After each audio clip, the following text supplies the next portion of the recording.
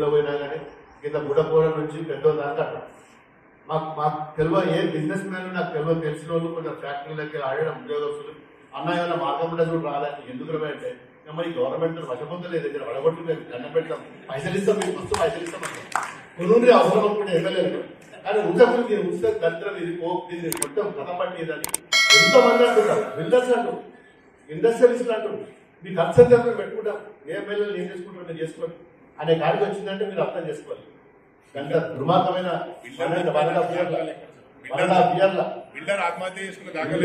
సర్పంచులకు బిల్లు రాలేదు మన ఇలా చాలా మంది ఉన్నారు బిల్లు రాను దిబ్బం వస్తుకుంటారు ఇల్లు కట్టిన వాళ్ళు మొరి వేసిన వాళ్ళు రోడ్లు వేసిన వాళ్ళు అంగన్వాడీ స్కూల్ కట్టిన వాళ్ళు సంఘాలు కట్టిన వాళ్ళు పైసలు రాలేదు ఇక ఇంకొక ముచ్చట చెప్తా మన దుబాక గురించి దుబాక మొన్న మరొక విషయం మాట్లాడినా దుబ్బాక నిజంగా చెప్పాలంటే మన తెలంగాణలో 10 ఉమ్మడి జిల్లాలలో కూడా ఇంత అభిమానంగా ఏది లేదు పేరుకు దుబ్బాక నియోజకవర్గం. కొత్త ప్రభాకర్ రెడ్డి గారు అంటే కేసీఆర్ గారి ఆత్మ. కేసీఆర్ గారి నోట్లో నుంచి ఏ మాట రావాలనో అది కొత్త ప్రభాకర్ రెడ్డి గారి నోట్లో నుంచి వచ్చే మాట. దానికి ఉదాహరణ ఉంది. ఆనాడు కేసీఆర్ గారు పార్లమెంటు సభ్యుడిగా రాజీనామా చేస్తే ఆ సీటుని కొత్త ప్రభాకర్ రెడ్డి గారికి ఇచ్చారు. బై ఎలక్షన్లో కేసీఆర్ గారి అసెంబ్లీ ఏదైతే ఏ కాన్స్టిట్యున్సీ ఉండేది కేసీఆర్ గారు గజ్వేల్ కాన్స్టిట్యున్సీకి ఇన్ఛార్జ్ ఎవరున్నాయి కొత్త ప్రభాకర్ రెడ్డి గారు. అంటే కొత్త ప్రభాకర్ రెడ్డి గారు కేసీఆర్ గారి ఆత్మ అని చెప్పటానికి ఇంకొక నిదర్శనం అవసరంలా. ఏదైతే ఆనాడు కేసీఆర్ గారి ప్రభుత్వం టిఆర్ఎస్ ప్రభుత్వం అధికారంలో ఉన్నప్పుడు ఏవైతే ప్రభుత్వ భూములు కొల్లగొట్టారో పేదవాడి భూములు కొల్లగొట్టారో ఏ భూభారత ద్వారా అయితే ఆ భూములన్నీ మళ్ళీ తిరిగి వెనక్కి వస్తున్నాయని భయ ఆందోళనకి గురైన వారి తొత్తులు ఆ పింక్ కలర్ షర్ట్ వేసుకున్న రియాలిటీ వాళ్ళు భయభ్రాంతులు చెంది అక్రమంగా సంపాదించిన ఆస్తి ఈ భూభారత చట్టం ద్వారా అక్రమంగా దోచుకున్న ఆస్తి ఈ భూభారత చట్టం ద్వారా తిరిగి ప్రభుత్వం తీసుకుంటుందని వారి గుండెల్లో రైళ్లు పరిగెత్తి ఎంత ఏదైనా ఎన్ని కోట్లు ఖర్చైనా ఎమ్మెల్యేలని పశువులలాగా సంతలో పశువుల్లాగా మీరు కొని కాంగ్రెస్ పార్టీని ప్రజల ఎన్నుకున్న ఇందిరమ్మ ప్రభుత్వాన్ని కూలగొట్టండి అని కేసీఆర్ గారి సూచనల మేరకే కేసీఆర్ గారి ఆలోచనల మేరకే కేసీఆర్ గారి ఆత్మలో ఉన్నదాని మేరకే ఈ కొత్త ప్రభాకర్ రెడ్డి గారు నిన్న మాట్లాడారు అనటానికి ఇంతకంటే నిదర్శనం ఏమీ అక్కరలేదు.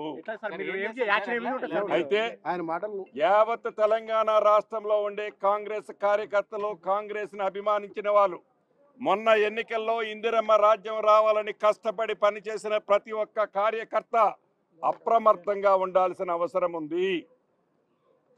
అంతేకాదు సెంట్రల్ యూనివర్సిటీకి సంబంధించిన 400 ఎకరాల విషయంలో కూడా ఒక నిమిషం మనం చర్చించుకోవాల్సిన అవసరం ఉంది. అది ప్రభుత్వ స్థలం. ప్రభుత్వ స్థలం అనేది అది న్యాయస్థానంలో ఉంది కాబట్టి దాని గురించి నేను ఎక్కువగా మాట్లాడను.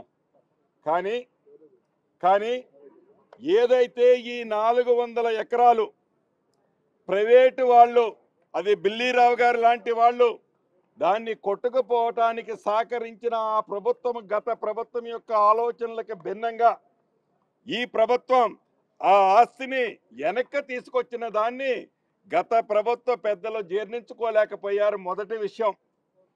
రెండో విషయం, ఏదైతే ఆ 400 ఎకరాలు నిరుద్యోగ యువతకి ఉద్యోగాల కోసం ఏదైతే చిత్తశుద్ధితో ఈనాడు ఇందిరమ్మ ప్రభుత్వం పనిచేస్తుందో ఈ చిత్తశుద్ధితో పనిచేసే ఈ ఇందిరమ్మ ప్రభుత్వము కాళ్లలో కట్టబెట్టాలి అని పేదోడిని మంచిగా చూడలేక ఆనాటి పెద్దలు ఆ 400 ఎకరాలని వివిధ కోణాల నుంచి దాన్ని అన్ని యాంగిల్స్ నుంచి దాడి చేపించి దాన్ని ఆ స్థితికి తీసుకొచ్చారు.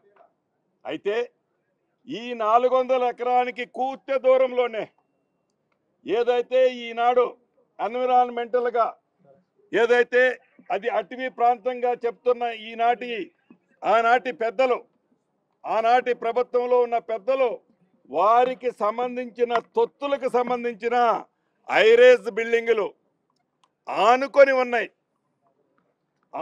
ఉన్నాయి అంటే వారికి సంబంధించిన తొత్తులు కడితే ఐరేజ్ బిల్డింగులు ఏమీ ఇబ్బంది లేదు.